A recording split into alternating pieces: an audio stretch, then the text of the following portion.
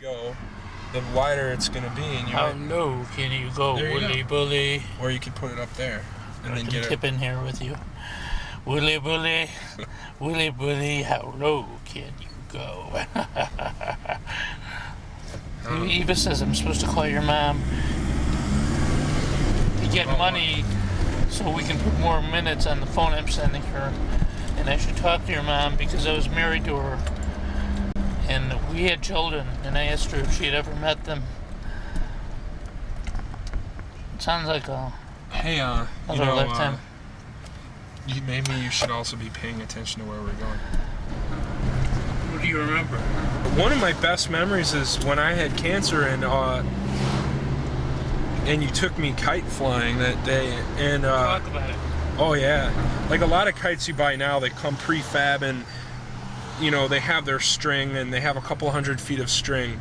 But you guys had this roll of string that had to be a couple of 1,000 feet long. It was a baker's roll. Yeah, it was a baker's roll. And you had sent down the baker's roll, and I don't know what. No, I gave it to you to hold while I went to get some cigarettes out of the car. Oh yeah, leave your son on top of a hill to go get some cigarettes. All I know is I must have dropped the thing because I dropped it and it started rolling and I went running after it, and when I saw it rolling, for some reason I had this urge to start kicking the roll. And I just started kicking that thing and it rolled all the way down the hill. And the whole time that it's rolling down the hill, the kite's getting higher and higher because it was really windy. And just to give an idea of like how I imagine how high this hill is, because I was a little kid, this was a mountain to me. I mean, this thing was humongous. I definitely have memories of you like pushing me in a stroller and stuff like that. You remember going to the ball game with me? I remember you dropping me in the ball game. I didn't drop you, I knocked you over. Well, you knocked me over, yeah. I remember going to the theaters a lot. I remember you working late a lot when I was a kid. See, the thing is, my memories of you when I was a kid, they're only up till around 6 or 7, and then there's gaps.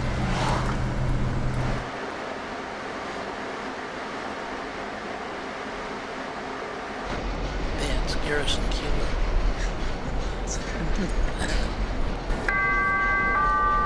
Doors closing.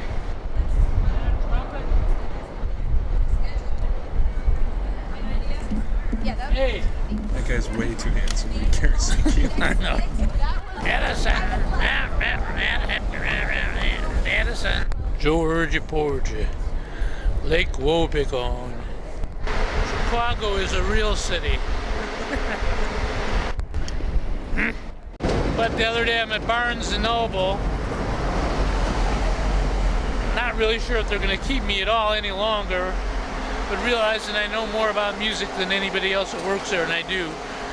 And what's more, I'm much more interested. I'm much more interested than anybody else there.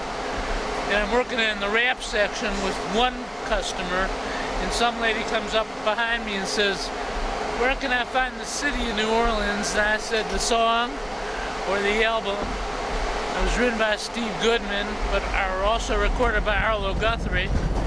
And I went, I know this shit, you know? I mean, I'm even starting to not really know who's good in rap, but starting to like rap a little bit because of my daughter Eva. Yeah, so who do you like in rap, Dad? I don't know names. I just know I don't turn it off anymore when it comes on. I don't know who I'm listening to yet. Can you sing anything that you've heard? No, it just doesn't turn me off anymore. It used to turn me off. Now that I'm no longer repulsed, I listen when I hear it. I don't go looking for it.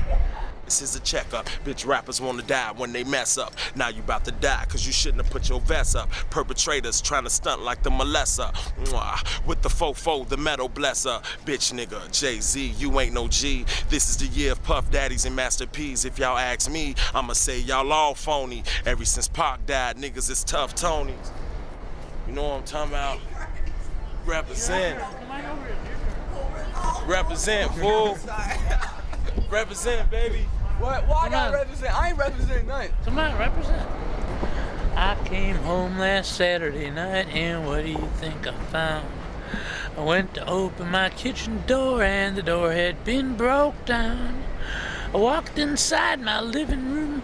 What do you think I see? 4 big ugly hairy guys just sitting there waiting for me. I said, gangsters, burglars, who the hell are you?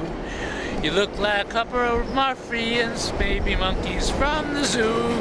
If it wasn't for the cut of your crummy clothes, which has me in some doubt, I think you were a bunch of mafia thugs come here to drop me out. I was worried they were going to steal the camera. I tried to.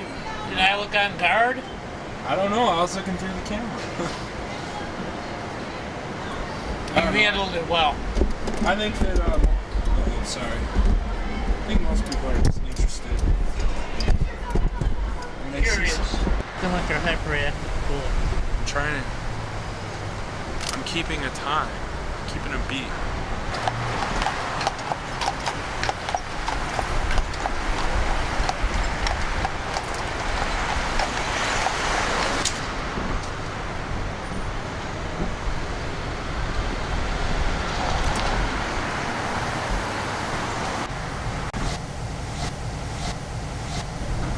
And I had kicked it at least 100 yards down the hill, and you caught up to me down at the bottom of the hill where I was kicking the string the other way, and you're like, what the hell are you doing? And the string was on top of telephone wires, and we were running out trying to pull this thing in, and the thing had to be, if I remember it, the kite was like way over the lake, and there were like people boating down there. There were like yachts or something, and the kite was out over these yachts, like a couple of 100 feet in the air over these yachts. So yeah, there you go. That's what happens when you leave your kid alone to go get cigarettes, man. It's 2:30 in the morning and we're rolling home with the back cab. Gabe decided we're pretty rich, so we're gonna do it. And we had fun, man. I like doing stuff out in the city. I love the city. It's my family, you know. They said, prevert, hippie, don't talk that way to me. Found your roommate with a stash of hash, a couple cubes of LSD. There's a bottle of Milltown on your dresser, and you're as good as dead. Fred, if you want to keep your body all attached, keep a civil tongue in your head. Are you listening to this so you make sure that it's on? Come on, let me talk. Well, I'm telling you that. You're if a you don't pain. have it on... This is a documentary on what it's like to have Is a it pain on? in the ass for a son. Is it on? Yeah. Okay.